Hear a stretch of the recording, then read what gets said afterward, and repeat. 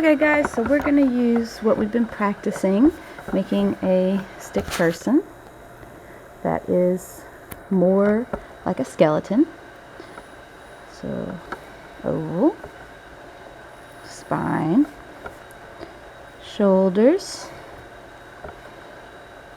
upper arm, lower arm, hand, upper arm, lower arm, hand, hips, upper leg, lower leg, foot, upper leg, lower leg, foot.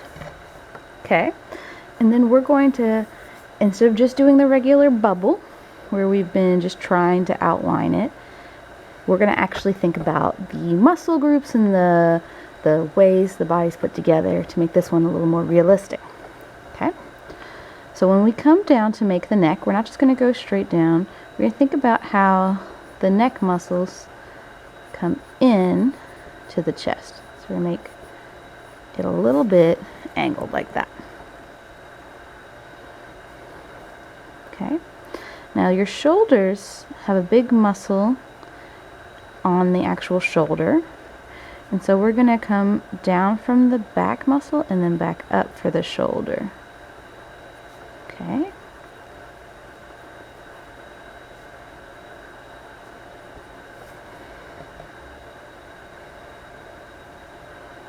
Now before we go on to the arms, let's think about the chest. In the chest, this area is the rib cage. It's about as tall as the head, and it takes up the whole chest area. Okay? And so your body has to go further out than the ribs. So we're going to make a little dash where the armpits go, right under the shoulders. And then we're going to make the top of the chest to hold the rib cage.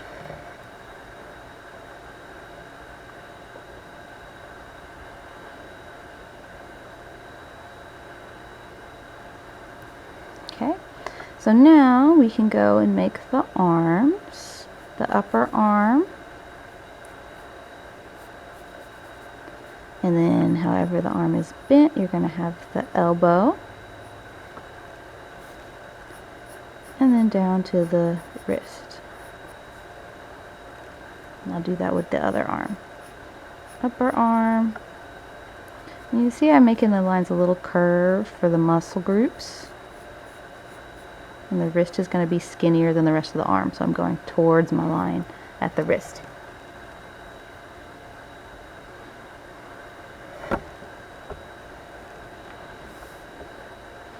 Okay, I'm getting to hands in a second. Let's move on to the stomach and the hips.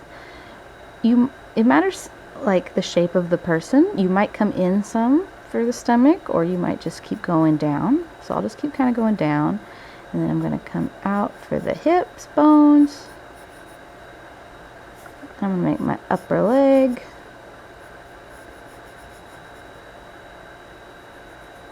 And then on the other side also.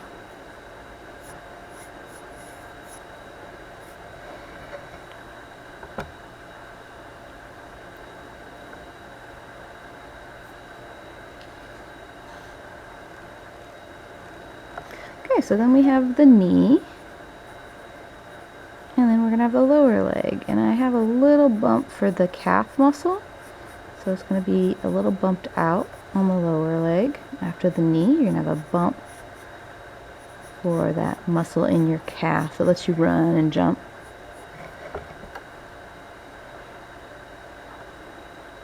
Okay, now talking hands and feet.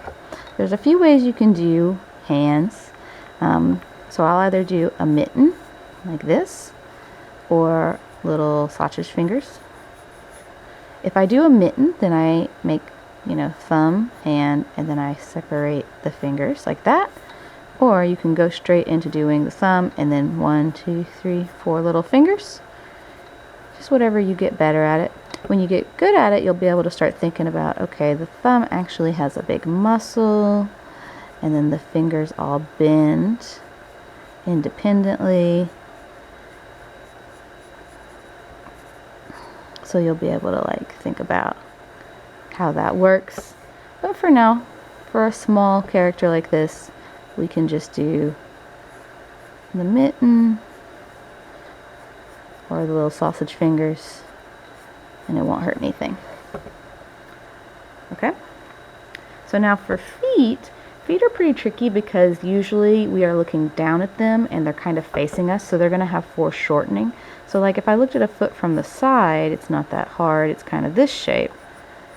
But people don't usually have their feet sticking straight out to the side. That's really weird. So we're going to see more of like a triangle shape on the foot.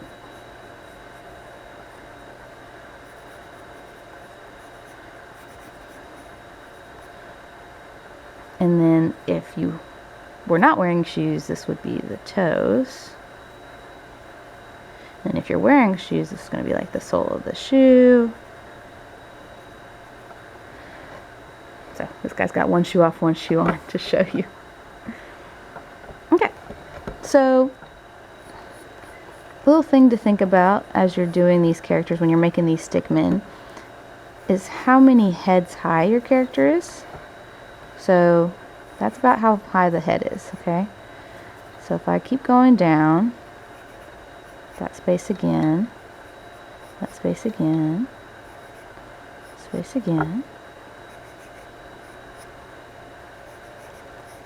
So maybe about 1, 2, 3, 4, 5, 6.5. That's a pretty normal character. You can get like 6 to 9 heads high, depending on how old and how tall the character is. If you have a really little kid, their head's going to be bigger compared to their body. So then you would go in and add details and clothes and all that.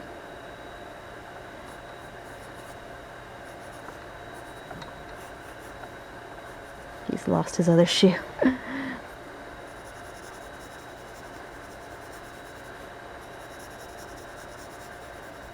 So those are the realistic kind of muscle groups. Instead of just the gingerbread man, we're trying to now make our characters actually have muscles and body parts when we do our stick guy. So if I do one real quick.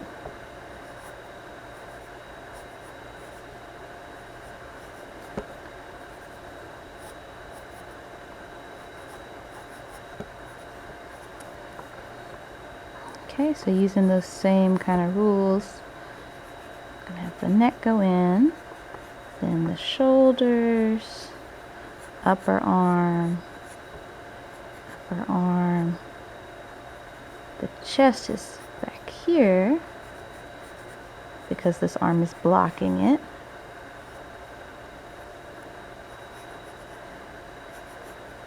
Make my little mitten hand.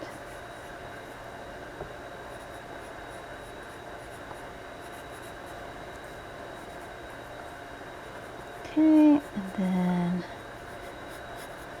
upper leg from the hips, lower leg,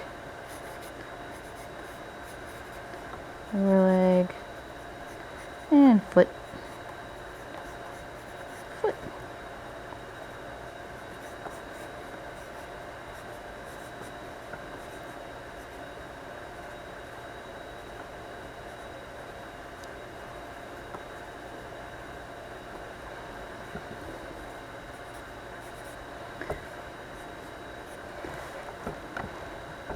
So that was a lot faster, but just kind of showing you that you can do it with any of your stickman poses we've been working on. Okay guys, bye.